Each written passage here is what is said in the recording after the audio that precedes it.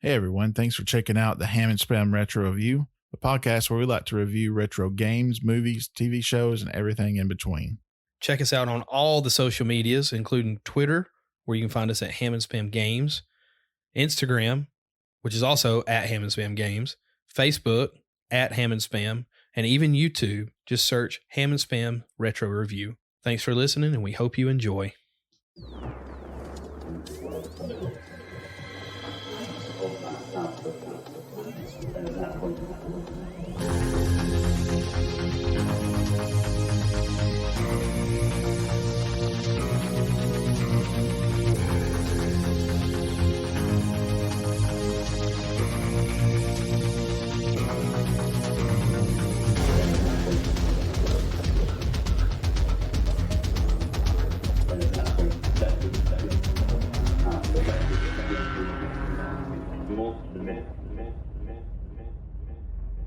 Hey everybody, welcome back to the Ham and Spam Retro Review. After a 1-week hiatus due to a COVID contact, we are back. We do better than ever. We do apologize for missing last week's episode. Just some technical difficulties. We hadn't actually planned for anything like that, so we ordered some pieces for that in the future should it happen again. But we just wanted to, make sure we give you the best product available or possible. Not available because Lord knows there's better products out there. But glad to be back in person with the one and only Hammy. Mic check. We probably should have done this on the front side. I don't know if my microphone's on. Is it not? I can't find the button. It's right on the top, isn't it? It's on. Okay. Yeah, it's moving. We're good. Wow, how things go to complete crap in 1 week. I think it's on. Yeah, it's good. We're good. I think we're good. Yeah, we are. It's moving. Okay. Test. 1, 2. All right. So you want to restart? No, we're good. Okay. We're good. So we'll do it live. Yeah, like we always do. Being in the schools, everybody kind of knows what's going on, Delta variant, et cetera, et cetera. Mays was quote unquote exposed, but he never got it because he's playing middle school football, and about 8 kids were out, and it is what it is. We go through it, and why is it called the Delta variant? Because it's a mutated form. I don't know what happened to. Are there letters in the Greek alphabet before Delta? I don't think so. Yeah, Alpha. That would have been the first one. Mm-hmm. Okay. Bravo, Charlie. Wait, no. That's what is that? What is that called? NATO code. NATO phonetic code. Phonetic. That's it. That's the word I was looking for. That would be a question for Jeff though about the Greek alphabet. Yeah, and the order that it goes in. Because I have no idea. I barely know the English alphabet. I think the third letter is like gamma. I think in the Greek alphabet. I don't know. Jeff, correct us, please. We need you to.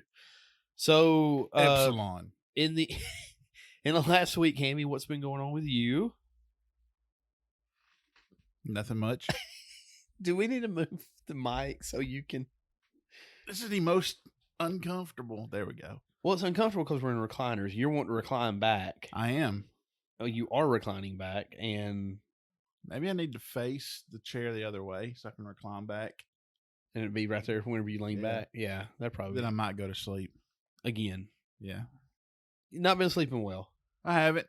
I tend to suffer from insomnia from time to time. Yeah.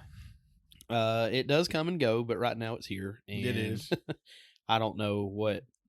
I don't know what to tell you. It's funny because we actually had Jeff here one time when we were planning on recording an episode. Uh-huh. And if I'm not mistaken, I fell completely asleep before we did it. You did, and we never recorded the episode. Because I was suffering from it then. That was like about a year ago. Yeah, about this time a year ago. So it's an annual event for me. So what are we talking about today? Because you asked me 3 different times. I'm going to make sure you're on the same page. Wrestling. Yeah, we're going to have ourselves another little wrestling episode here. We've come to find that it's hard to do a wrestling game review, because there's just not a lot. I mean, kind of go through the modes and the the characters and kind of what's popular at the time, but that's about it. I mean, Yeah. it's a trip down memory lane and some nostalgia, but unfortunately, a lot of the wrestlers that we're going to be talking about aren't with us anymore, or have retired by now. So, or need to retire by now. Yeah, exactly. We were talking, and we've given the WWF, WWE, whichever way you want to list that, some love with recent games. We've done SmackDown Know Your Role, SmackDown 2 Know Your Role for regular PlayStation. Mm-hmm. We've done The Simpsons Wrestling. And we've done No Mercy. Yep. And those are the only ones I think we've done, right? Those are basically the pinnacle.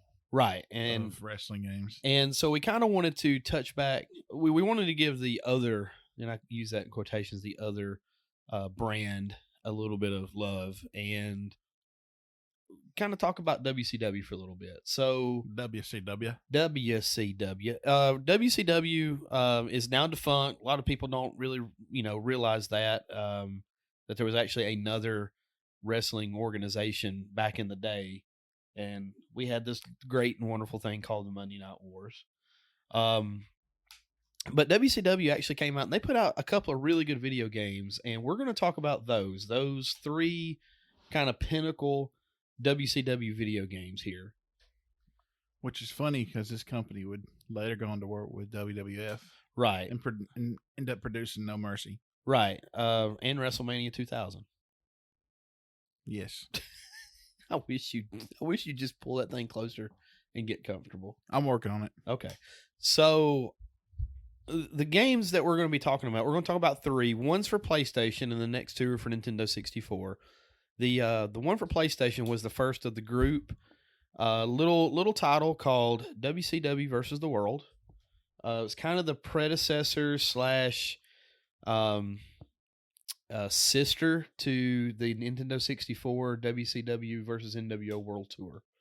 A lot of similarities.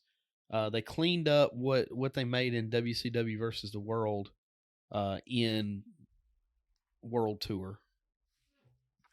And it blew my mind that game existed. I had no idea. Right, because I remember playing it. I remember obviously playing World Tour with you, and a buddy of mine, Daniel Cole. I don't know if Daniel Cole would be listening to the podcast, but it's been a long time since I've heard the name Daniel Cole. Hope everything is good with him. Oh, Daniel, he's a cool dude. He is maybe, I don't know. So, honestly, I played World Tour first. And you got to understand, this is the absolute starting height of the nWo. I rented that game. You spent the night. Yep. Remember that? We played it. Yep. And this was the first time I remember holding the Nintendo 64 controller differently than what it was designed to with the analog stick. So we're getting a little ahead of ourselves, but we'll get into versus the World after we cover the first game here. So we're just going to get to them in the order that we played them. Okay. Well, we can do that because technically, I think I've only played Revenge twice over at your place. Mostly, I would watch you play it, and just the stuff that you've done, because that one, the curse of having one controller. Yeah, well, that too. But if you want to go in that order, we can do that. WCW versus nWo World Tour. Again, that was the very start of the New World Order, with Kevin Nash, Scott Hall, Hulk Hogan turning heel for the first time, becoming Hollywood Hulk Hogan.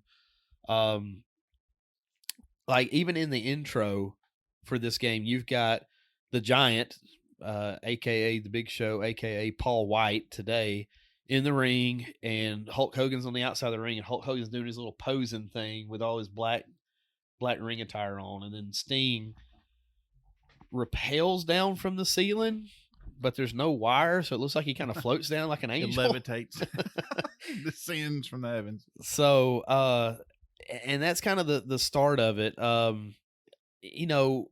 was the Giant good or bad at that point? Because he really switches sides a lot. He doesn't necessarily switch sides a lot. I want to say during this time when the game was made, he was kind of the guy with WCW. Yeah, because he was on their stable. Right. But what was it? Dungeon of Doom with Jimmy Hart? Yeah. Yeah, he was with Dungeon of Doom there for a while. Yeah, no, this is how old this is. But he did eventually go to the New World Order and, go on to be a bad guy, and then eventually just left all that altogether and went to WWE. Well, I think he joined nWo twice, actually. I think he was always in like when he left the first time, he always was there. I just think he might have gotten injured or something. He was in that movie Jingle All the Way. So, maybe he took some time off to make that. Did you go to therapy after making that? No, I'm just kidding. I've never seen the movie. You've never seen Jingle All the Way? Mm-mm. Underrated Christmas movie. I Really? like it. Yeah, it's pretty good. It's got Schwarzenegger in it. What? Schwarzenegger. No. Arnold. So let's kind of run through what we had here. You had several different modes where you could do WCW versus nWo, which is just a 5-on-5 elimination style match. You got your traditional 1-on-1, and then you have all these leagues. In the different leagues, you obviously had WCW/nWo. Then you had oh goodness, what are some of these other ones? That was I've totally drawn a blank what the other leagues were. But basically, you had these other leagues that you had to fight in, and if you beat the league champion, one of them was DOA. I do remember that. Who was DOA? I don't know. What are you doing? You're just gonna pull the whole thing. There we go. I'm making it work. That is great. I'm gonna die, but that is great. Well, something we can talk about. Okay. Is a lot of wrestling games prior to these THQ games. Mm-hmm. The way they worked, it was kind of like you had moves almost like Mortal Kombat. Yeah, WWF put out was it the In Your House game that was kind of like that? Yeah. It's kind of very over the top arcade-ish. You got some power ups and did moves. Oh, remember that WrestleMania game on arcade? Yes, I do. But this introduced the grapple system.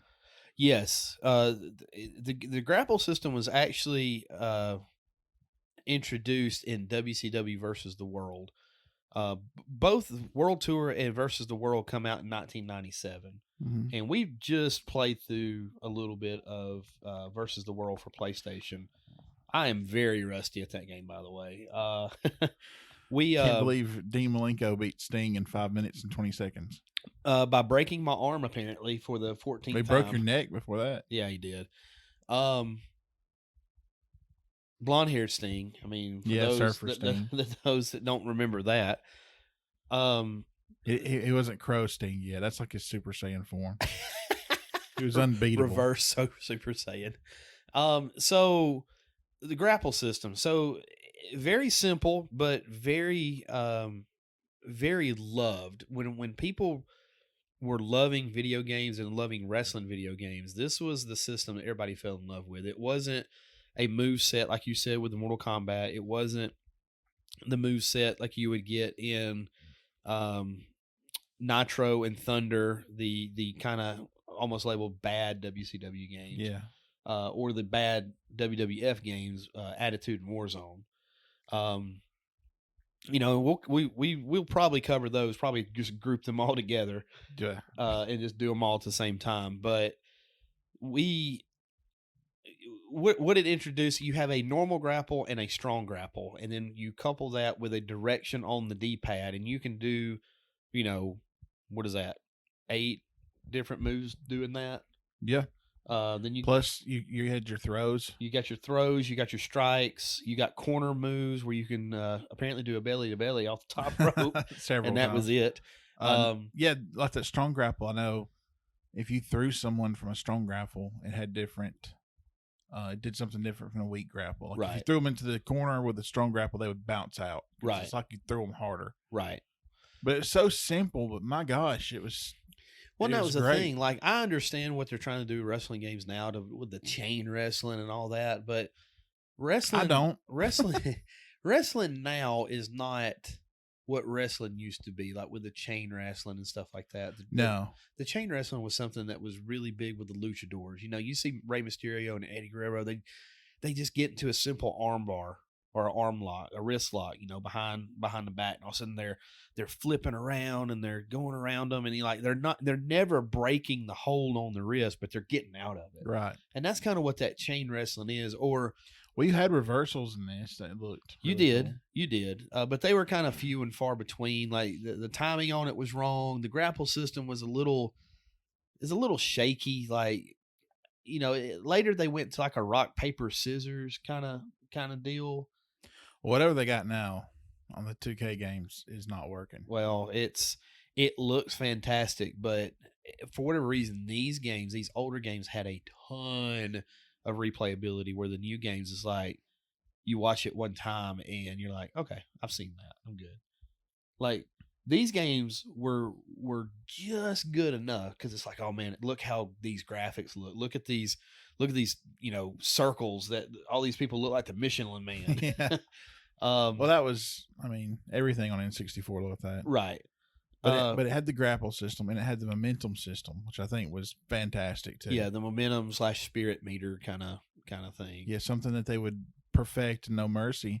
Even beyond that, Day of Reckoning on GameCube. Did you ever play much of it? No, I didn't. It was another great game, and it had a really good momentum system like that. But it's like they said, okay, all we're doing is just updating the roster every year. Yeah. And, putting a few extra little things in here, like some entrance music or create your own wrestler or whatever.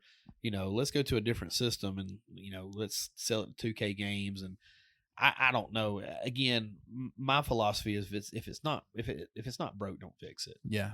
If it's selling like hotcakes and people love it, don't mess with it. Yeah, kind of like NXT, but different time different time, different conversation. Yeah, well, same thing though. WCW World Tour.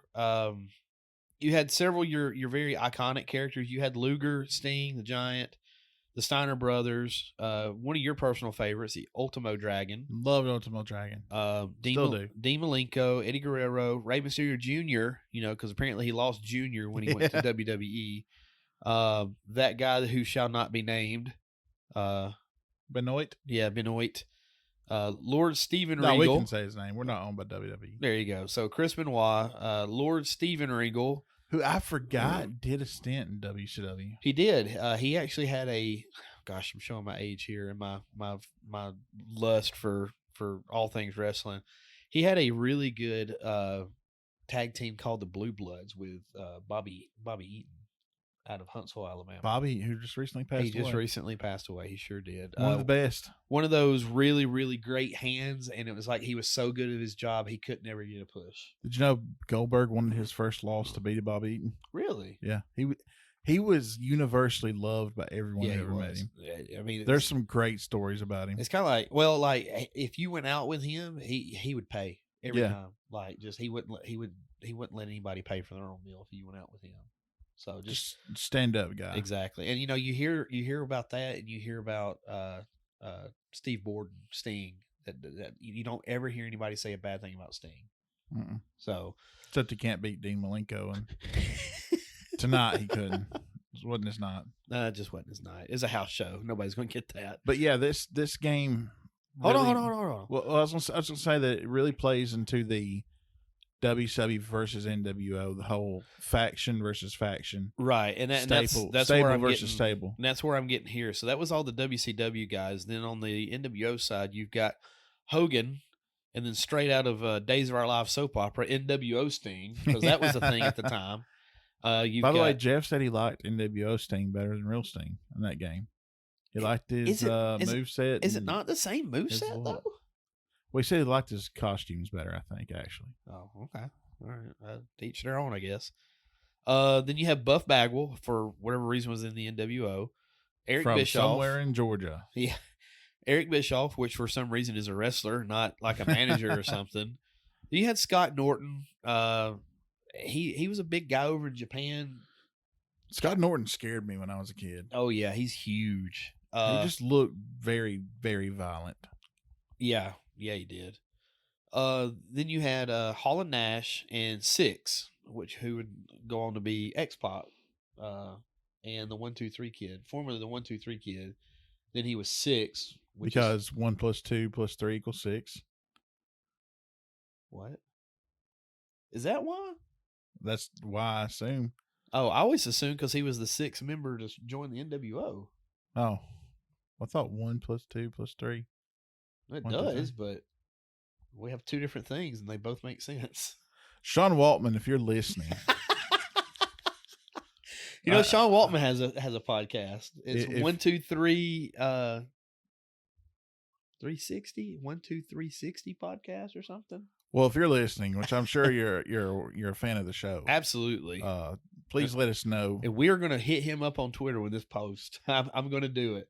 We've got AJ Styles to tweet at the show. We're gonna get X-Pac to tweet at the show. I like X-Pac. I like X-Pac too. X-Pac as well. Xbox. Yeah, I like X-Pac too.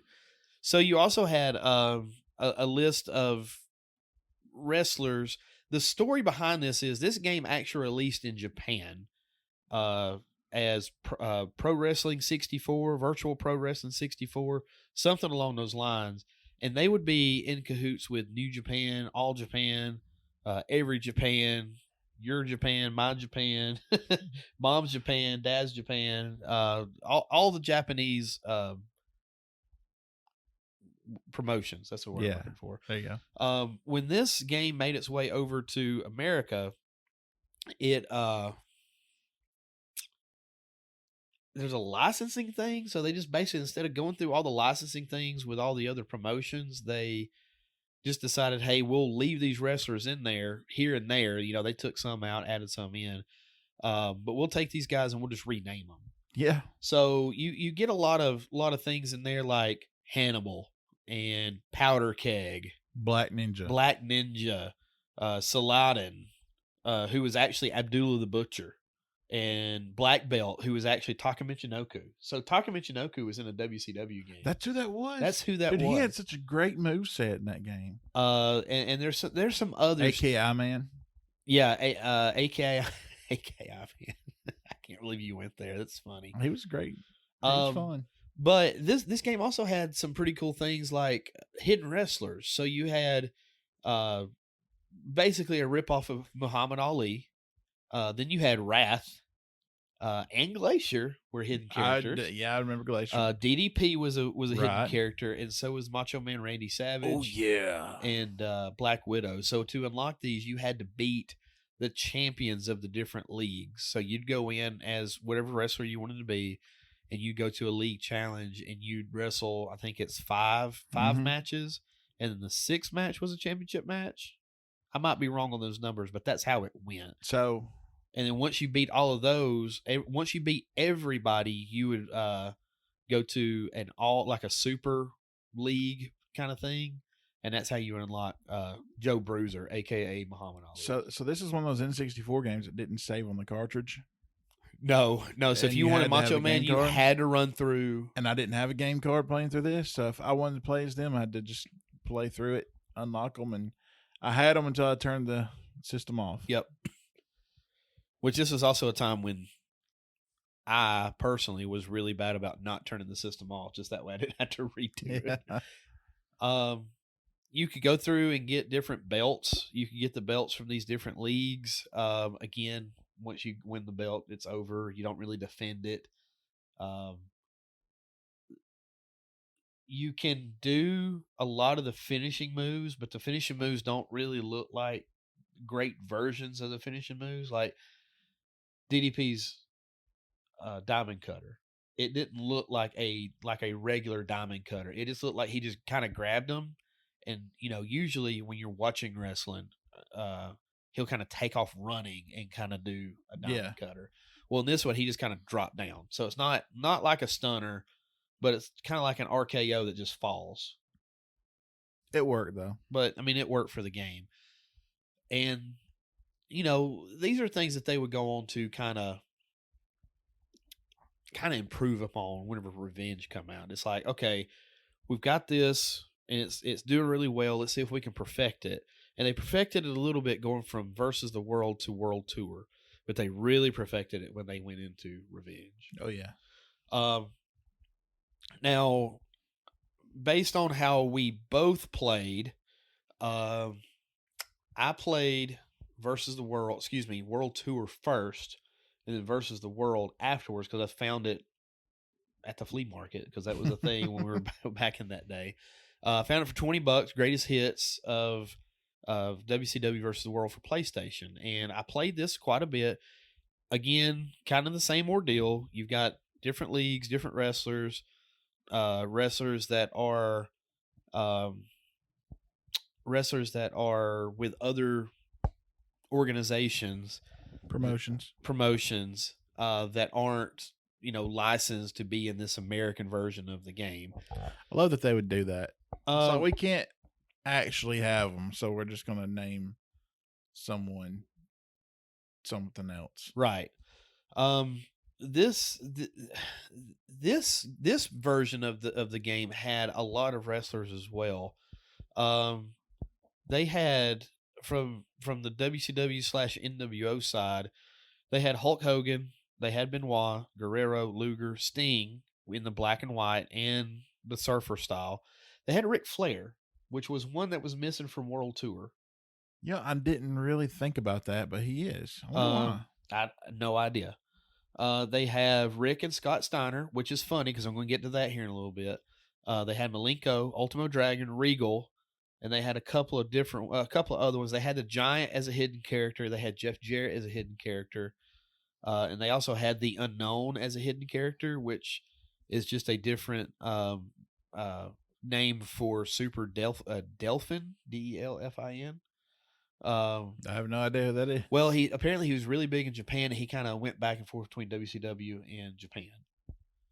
So, but here's the thing, and I'm not going to go through all of these, but some of these are just like, holy crap, these guys were in there, and I never knew this until I started doing some research and going back into the game. They had a version of Jushin Thunder Liger in this. Really? Yeah. They had a version of the Great Muta, which you could go back and watch some really good matches between Sting and the Great Muta. Was it Great Muta that had that match with Hogan, where he ran the length of the ramp down to the ring and clotheslined him over the ropes? I think so. But Muta was that first one that always had that green mist. That's kind of what Tajiri ended up with, the green mist. Yeah, and then Asuka, in kind of present day, he was kind of the first one to do that. And he's just a legend over in Japan, and he was always a big draw for a Japanese wrestler in WCW. Another returning is Black Belt, aka Taka Michinoku. So he was one of those crossovers that was in both of them. So was the Black Ninja, who was the Great Sasuke. Go figure. Try to think of some others. There's a Jaguar. This wrestler called Jaguar. That's actually Tiger Mask. Giant Baba, again, just another wrestler from that time period over in Japan. And there's tons of others. But here's some other notable ones. Scott Norton was in this game, but he's not in the game as a WCW wrestler. He's in the game as a Japanese wrestler, and his name is Billy Gaijin. Okay, that's a Japanese word for someone who's not Japanese. That's true. That absolutely is. Fits him to a T. Dr. Death, Steve Williams was in this. He was named Siberia. Grizzly, who is Bruiser Brody, which if you want to know more about Bruiser Brody, go check that out. That's a weird story. Really? Yeah. Guy got stabbed right after a match, died. Wow. Yeah. But this is, I think, the only game he ever appeared in. You've got one in here called Overdose, and I showed you him. That's Road Warrior Hawk. A guy in here called Major Tom, who is Terry Funk. Major Tom. Terry Major Tom to ground control. I showed you Sherlock. That's actually Ken Shamrock. Who else? Sabu was in this game, and as well as the Dynamite Kid. So, and 3-time UFC champion Bass Rutten was in this game. His name was Thunderdome. So, again, they're just trying to hide, naming rights for some of these other promotions within the game. So, looks a lot like them. Has their moveset. Kind of has their moveset. Like, okay, like Sting's Scorpion Deathlock looks like Scorpion Deathlock, but Hogan's big boot and leg drop just doesn't really. It looks like a generic leg drop. Like if you go and look at, because it says heavyweight, super heavyweight. It tells how much they weigh, and it's got a little star. It tells you what your finishing move is, and like some of them are like finishing moves like a German suplex. So the one thing we haven't touched on is how to do the finishing moves in this game. So the spirit meter that you were talking about, it will go from kind of a bluish color that lets you know you're not doing too good to a reddish color, which is kind of medium, and it slowly kind of gets white until it starts flashing. And then you do a grapple on the 64 games. You do a strong grapple and you rotate. have to hit the stick first, so it says special. Okay, so you unlock the special one. Yeah. Okay. And then you've got... I was never good at this, by maybe the way. 10 seconds of special where you can do your finisher. And if you're good enough, you might get two finishing maneuvers off, unless it's one of those that take a long time, kind of like, in later games, The Rock's People's Elbow. Oh, because gosh. you sell that as throw in the elbow pad and then back and forth, and you jump back and forth, and it just takes up so much time. Well, what was funny about that was The Rock's, the People's Elbow and No Mercy. It was either No Mercy or WrestleMania 2000. I think it was No Mercy. He didn't actually do it. You had to start you hit A to start the move where he kicks their arm and starts running, and you have to take control and hold the run button so he bounces off the rope, jumps over and bounces off the other rope. Then you have to hit B at the right time. Oh my gosh! So you had to manually do the whole thing? Yeah, that's like doing the Sub-Zero deep freeze. That's exactly what I was gonna say. That's exactly what I was gonna say. You do the deep freeze, and you do the you have to grenade, do the or you do the uppercut. Yeah. Exactly. Just too much work. Yeah, it really is.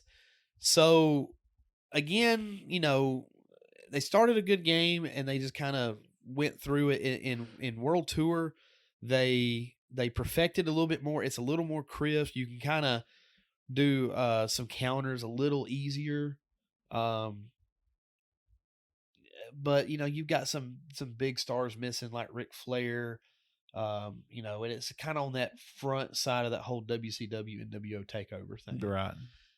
And both of these games come out in 97. World Tour versus the World come out first, and then a couple months later, World Tour came out. Like I said, I think the real story behind that is they were actually other games in Japan that basically got ported over, cleaned up for an Americanized version, and then re-released. So, but you know what? I think those two had more than any modern wrestling game, and even more so than Revenge. They had a certain charm to them.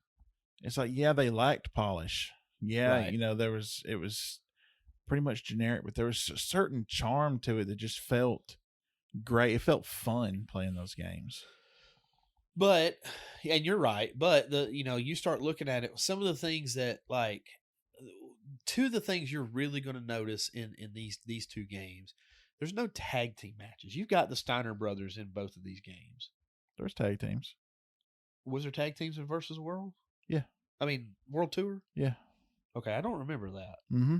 Yeah, tag teams. You had handicap matches. Well, you didn't have. I don't know if you had handicap matches. You had tag teams because I remember we would do the tornado tag where you didn't have to tag each other. We just went in and just beat people. Okay, all right. Well, I might be mistaken. I know Versus the World did not have tag teams, and maybe that charm exists only to me because that was a time when wrestling was, I don't want to say still real, but still real to me. I mean, if we're being honest, it's still real. It's just scripted. Right. I mean, they're actually. But you didn't know there was an innocence about us at the time. Right. Whereas now you're like, oh well, this is all scripted and everything, which we kind of understood that everything was kind of pre-planned, and this guy beat this guy, but he really didn't beat this guy. Yeah. But they are doing stuff that could actually hurt them. Oh yeah, but possibly kill him. But no, I think it just represented a time for me when it's just an innocence. It's the best way to put it, and I guess that's why it holds such a special place. Oh, absolutely, especially World Tour. I mean, because we were WCW. I'm being honest, yeah, we were WCW. The Attitude Era wasn't allowed in my house at that time. not for little preteen Hammy, but I kind of remember World Tour a little more fondly than Revenge, just because of that. Well, see, like the maps were very generic, the rings were very generic. I couldn't. Could you get weapons in Versus the World? I mean, World Tour. You could. See, I don't think you but could. But if you dropped them, they were gone. Okay. Whereas Revenge was the first one. I think you could pick them back up. Okay. See, I don't think there were weapons in Versus the World. But see, like, you're right, because they had half tables. I remember that. Mm-hmm. You'd pull a half table out, and you're like, man, I really want to like go through this table. I want to put somebody through the table. I don't want to hit them with a half of a table, because it's all the same, like, animation. You hit them with a chair, you hit them with half of the table, you're still just swinging. It's nothing spectacular, And I remember we kind of created our own finishers. Yeah, because you would take Kevin Nash and you would do the running lariat, right, and then the big boot, and that was your finisher for him. I would take Rey Mysterio and do the spinning wheel kick, like off the ropes, and for some reason I thought that was his finisher. Really? Yeah, because you didn't really. I think you had the Hurricane Rana, but not. But it wasn't as flashy. I think it was wasn't just a springboard. Yeah, it wasn't like a springboard or off the top rope. And I don't think there was a pinning combination. I think you just did the Hurricane Rana and you had to go pin them. Maybe. I can't remember. But, there's no entrances. There's no entrance music. Very generic rings. Just boom in the ring. There's no creator wrestler. That was the one thing that we wish that they would have had. That wasn't something that they would put into the WWF games. Well, I was going to say they had it in Revenge, but they kind of really didn't have it in Revenge. You could rename.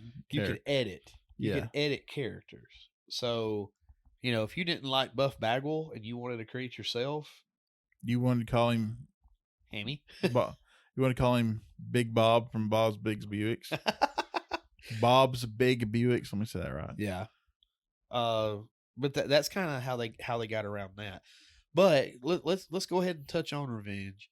Revenge, they expanded the roster, the WCW roster. Yeah, a lot. By a lot.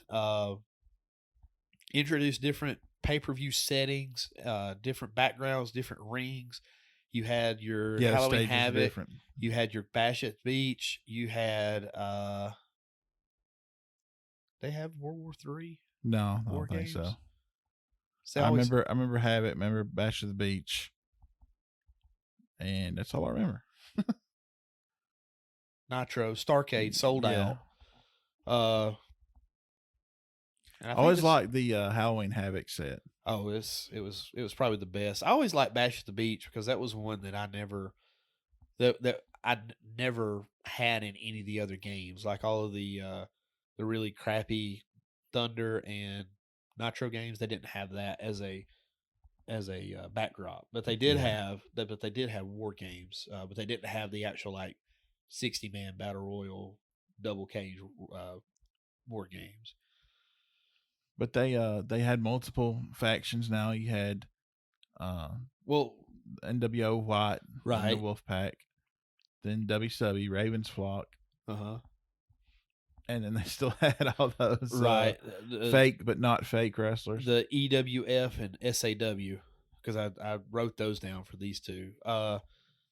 Again, Ric Flair's missing from this game. Was he not in Revenge? He was not in Revenge. Are you sure? 100%, because this was the when he was getting ready to leave WCW.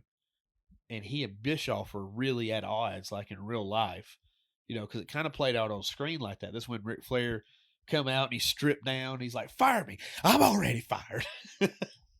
So Man, that was was so much going on backstage. I thought it was just part of it.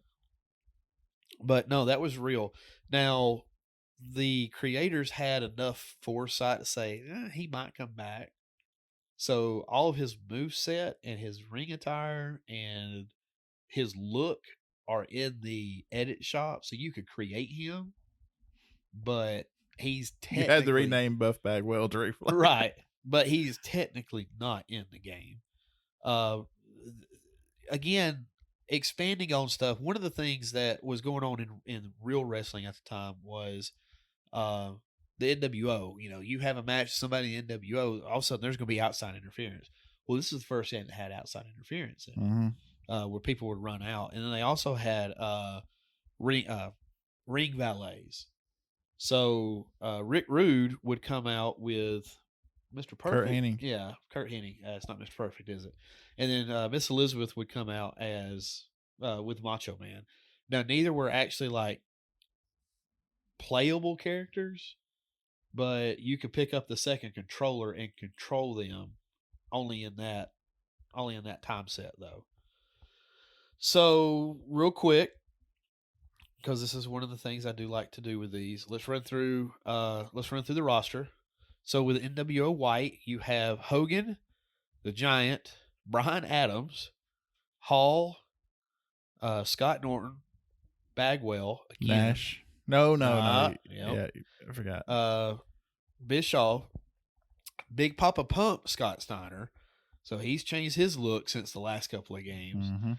And you had Kurt Hennig. And I put a note right here. Why is he in green by default?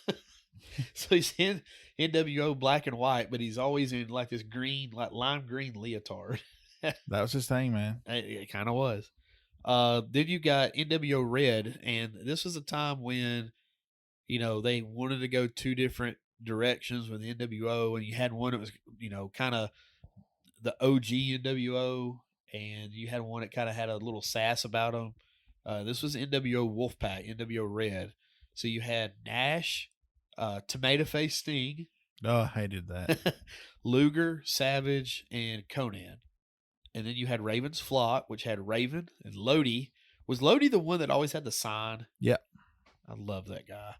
Then you had Riggs, Sick Boy, Reese, and Kidman. Then you had the. Saturn wasn't with them anymore. No, he had already left by this point. So had Guerrero. No, Guerrero was there, and Jericho was there at this time. Yeah. They were both in the game. No. Saturn wasn't with them. He was with WCW at that time. He had been Outcast. Is this the time whenever he had that mop, or was that WWF that he did that? I can't remember. Yeah. What a waste, man. People used to say great things about Saturn. He just fell off the map, dude.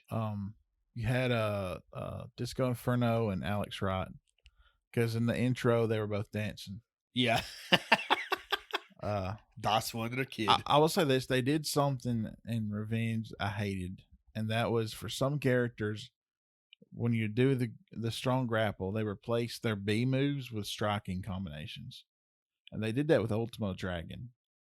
And he could do a striking combination that was similar, like you would grapple with him, you hit B, and he'd do a kick, and it would still be in the kind of, you could go to another strike, right? Keep doing it, and he had that for real, but it took away like 4 moves, right, from him, and plus they made him fat in Revenge. That bothered me. Everybody was the Michelin Man, though. Yeah, but no, he was like he should have been like just a little bit bigger than Rey Mysterio, maybe, like he was in World Tour. In Revenge, he was like huge, like beer gut or sake gut. And it was terrible to me, because it's like he doesn't look like that. Remember how cool he was when he first debuted? He had like 10 championships. Oh man, how awesome that was! I love that picture of him holding all those belts. Like, I feel like that's awesome. And then you see Kenny Omega with 6 belts. You're like, man, that's stupid. That's so stupid. He only had like 4, didn't he? Well, but still, I mean, Yeah. It's like, you want to talk belt collectors, kid?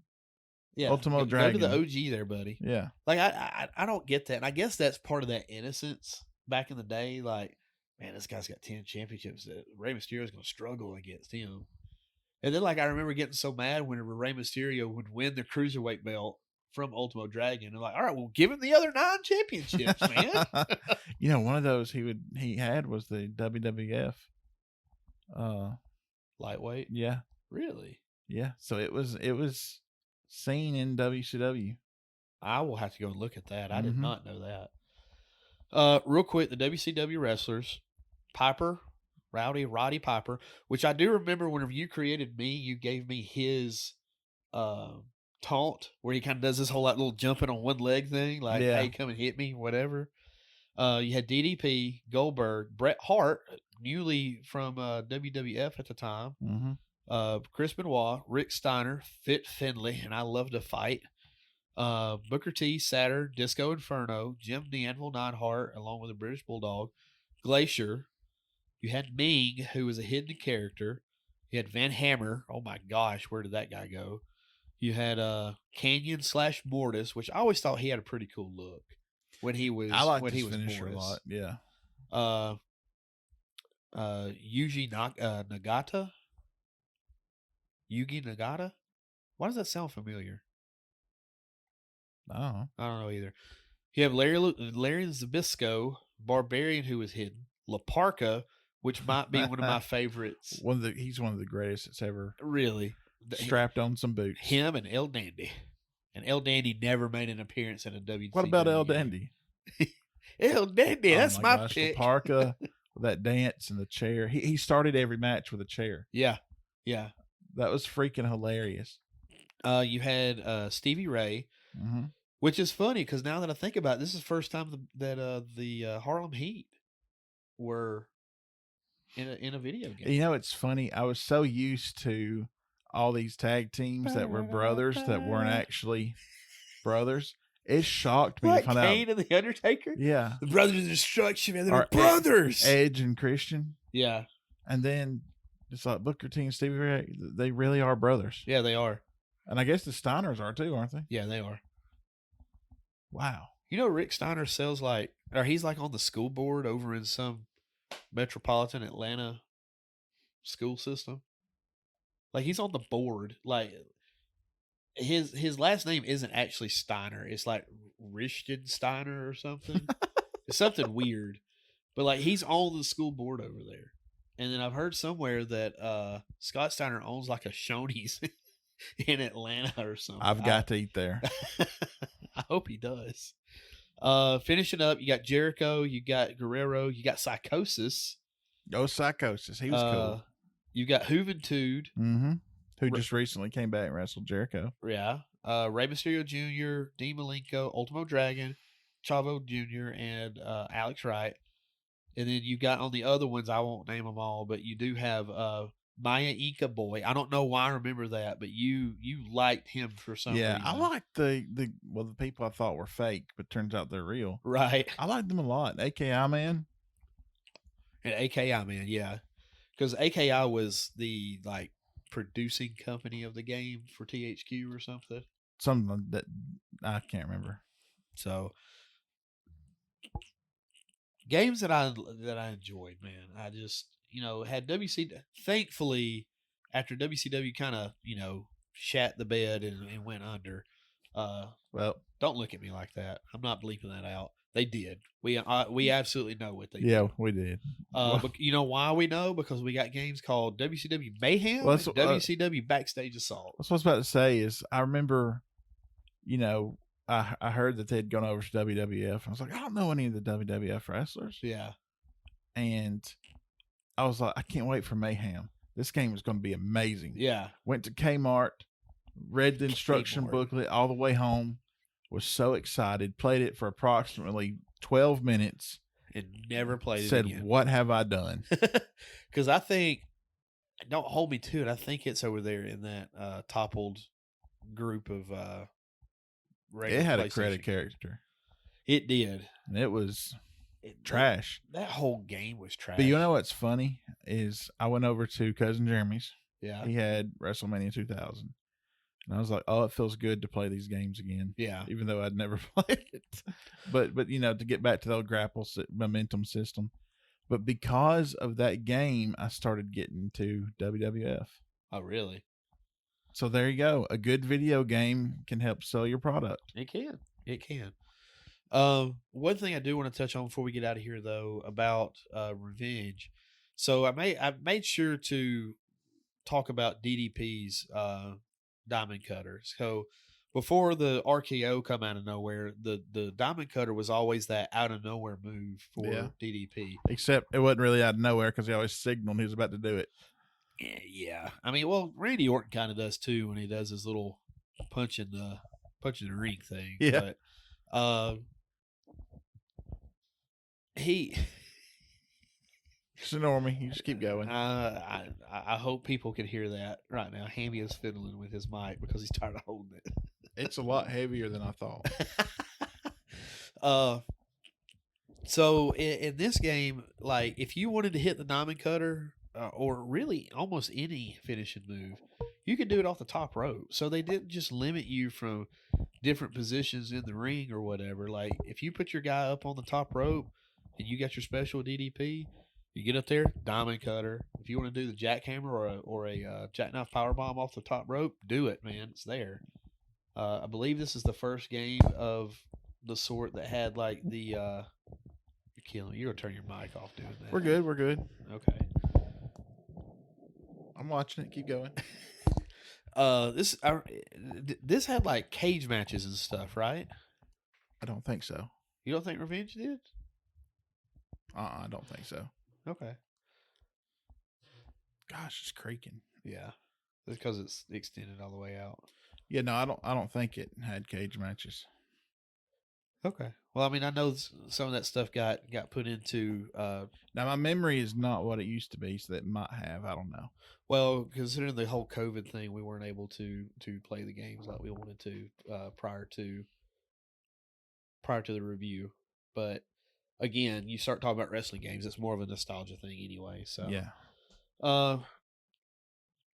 I don't think we created a ham and spam in this. I know that you gave me a moveset that was basically just armbar everything.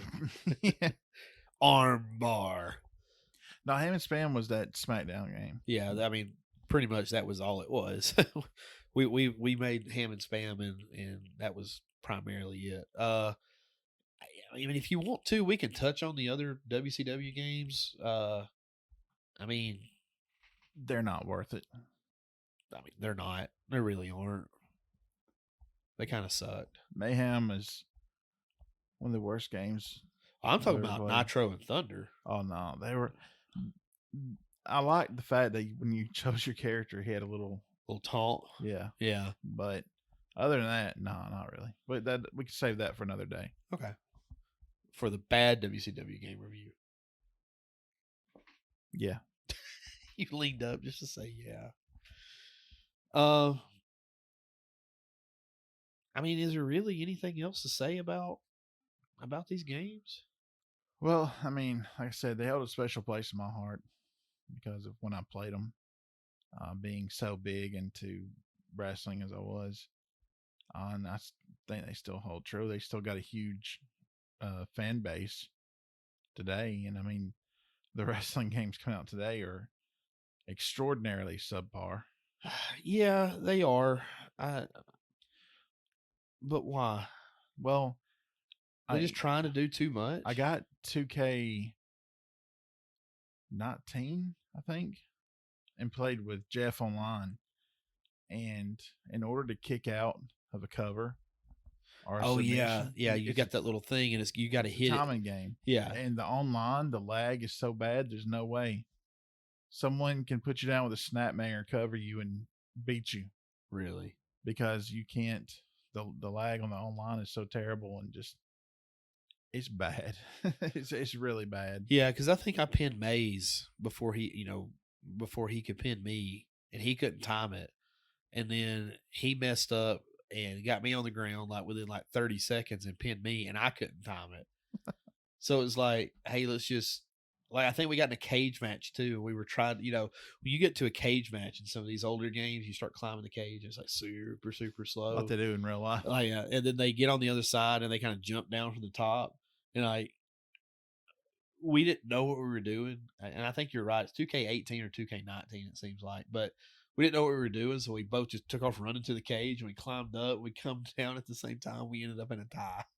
Like, I couldn't believe that's how they went with that. It was a stinking tie. Now, you said you pinned him before he could know what to do. It's kind of like when I beat him in Mortal Kombat 2 with Raiden. Just kept doing the Thunderbolt. Yeah. No, the fly across the whatever that move's called. Yeah. Over and over. He trash talked so much before that too. Yeah.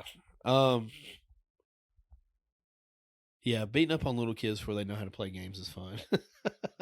That's how you learn, dadgummit. So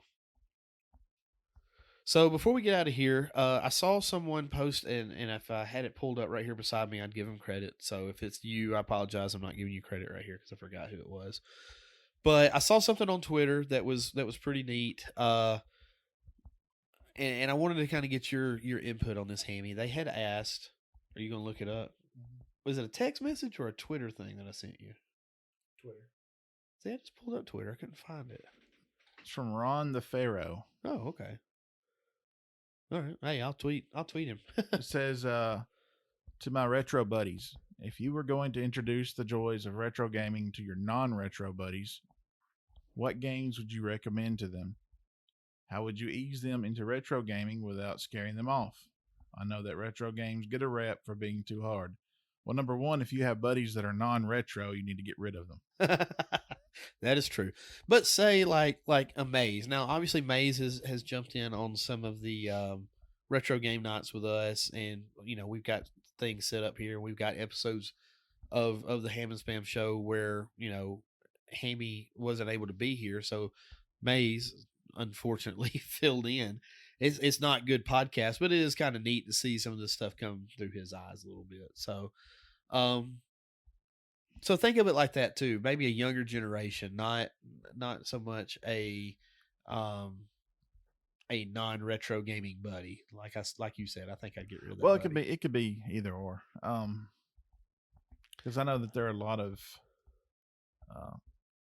gamers out there did not grow up on them like we did. Yeah, and have only come into them just recently. I think I have my answer. What's Like that? if I'm going to introduce somebody, Super what would Mario I do? World. Yes, number one, without a doubt, that's the number one thing. It's going to have to be a Nintendo game. Well, and that's where I was going with this. I would give them a Switch, or tell them to go get a Switch and get the Super Nintendo Online, because to me that is the best single way to get somebody into retro gaming, because you've got great games like Super Mario World, you've got Donkey Kong Country 1, 2, and 3 now, but you've got the original Donkey Kong Country, Link to the Past, and you've got Link to the Past, and you've got Metroid. And if you Metroid would be a little more advanced. it would be because that is a hard game, but that does start you out and progressively gets harder, much like Donkey Kong and Super Mario World. Now, if you told me, give me something that's not named, not Nintendo or Super Nintendo, obviously, I'm probably going to go Sonic 2. Yeah. To me, that would be something to jump into that with. Other games, the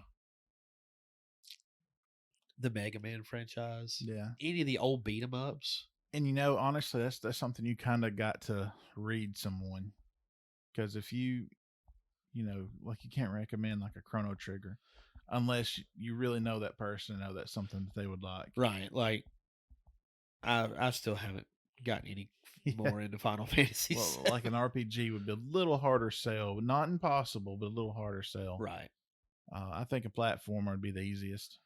Yeah, because look how classic and timeless and iconic the original Super Mario Brothers is. It's very basic. You jump on people, you smash things with blocks, and you go save the princess. Mm-hmm. And it's rinse and repeat with a few new power ups going forward. And it's level by level. Yeah. So I mean, if you really think about it, you could just give them Super Mario All Stars for Super Nintendo too. That's why I said Super Nintendo is still the best system ever. it is. I agree. So It's my favorite. but you throw other games in there like your Turtles in Time. Not a complex story. Beat 'em ups wouldn't be too bad.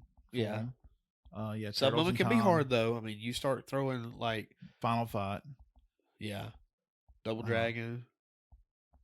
Um, You start throwing in some Streets things of like Rage. Contra and stuff. Oh God, no. That's Ghouls and Ghosts or Ghosts and Goblins. you know that's more advanced. But then again, that may be the kind of person that really likes a very difficult challenge. Right. But as for in the general sense, yeah, Super Mario World I think is the best one. Yeah, I think here in 2021, I tell them to go get a Switch and get Super Nintendo. I would just about say Super Mario World is the quintessential retro game. Yeah, I mean that's for my money, it's the perfect game, honestly. Which, by the way, and this is a little rabbit trail, or pig trail, pig trail. I couldn't remember. I saw a really great definition for what qualifies as retro the other day, and that's pre-HD. Okay. I don't know if I agree with that. Well, the definition that we came up with actually is pre-HD. Right, it is. But I don't know because, like I said, I think that line for different people is obviously going to be different times. But I think that line's ever growing. Like, I think we're to the point now because we're 2 generations past it that you could 100% start calling Xbox 360 games retro. So I won't. I never will. I know. I'm just saying I think that you could at this point, though. Just my opinion. I mean, well, when like Maze gets our age, that'll be retro for him. Yeah, I mean, Xbox One will be retro for him. But then what do you call? I don't know though. You might still call that like a modern era because of that HD. Well, you're talking eras now, not necessarily retro. I mean, eventually it will be. Yeah. But I mean, if they just keep remaking the games, it's not going to matter. Like when they talk about, Alabama has so many national championships in the modern era. Yeah. What was before the modern era? The non-AP poll. See, there was something that defined. Yeah, there's a line there. Yeah. So, and I understand that's what you're saying with the HD stuff or the HD games. It's like you would consider Halo retro because it's Xbox One. But you wouldn't consider Halo Anniversary retro. OG Xbox. Remember right. Xbox? Well, that's, yeah. You know what I mean. Thanks, Xbox, for making that for screwing up the whole entire numbering system. And then you screw it. Then you screw up the lettering side now because it's Xbox Series XS 124. Just come up with a good name. Well, which Series X is a fantastic console. I'm not gonna knock them on that. Yeah, I've enjoyed mine. I haven't played it near as much as I wanted to, but I'm really waiting for Halo to come out. So wrapping up the episode, guys. If you've made it all the way this far, thank you. We appreciate it. Hit us up on Twitter. Let us know what you would consider telling someone new to the retro gaming community or someone young if you wanted to get them into old games and just kind of ease them into it. Not something super hard. Maybe something that gets harder as things go, but just give us a shout. What your opinions are. If you agree with us, if you disagree with us, and as always, we're always available there on Twitter. Hit us up, connect with us, and we'd be happy to chat with you at any point, anytime. Yeah, 30% of the time we're available. 100% of the time. Oh, that's funny. Special shout out to cousin Jeremy. I don't know why. I just felt like I needed to say that. I haven't said his name in a while. You just like saying that. Yeah, I do. Shout out to Trent. I know Trent has accepted a new job. Mm-hmm. Best of luck there, buddy. Shout out to Casey. I talked to Casey the first time in a long time. I talked to him yesterday. Yeah. Miss having him on the show. I have no idea if he still listens to this or not, but I'm gonna give him a shout out anyway. Oh, baloney. And our good friend Daniel. Daniel Cole? No, not Daniel Cole. Well, him too. Daniel Monies. I think I said that right. I'm just gonna keep giving him a shout out. He's like the one guy that texts me on Facebook or messages me on Facebook just talking about the show every so often. So again, guys, if you got any questions or comments, obviously just let us know. And hopefully, crossing our fingers, COVID aside, we'll be back with a brand new, exciting episode of the Hammonds Fan Retro Review next week. Well, it'll be 2 of those. What? Oh, wait. 1 of those. What? Wait, I can't even get that right. Go get some sleep, dude. I said brand new and exciting. For some reason, I was thinking that was 3 adjectives. Well, it's gonna be one or the other. Either it's gonna be new or exciting, but it's not gonna be either one of those probably. All right, guys, we appreciate you, and we will see you next time.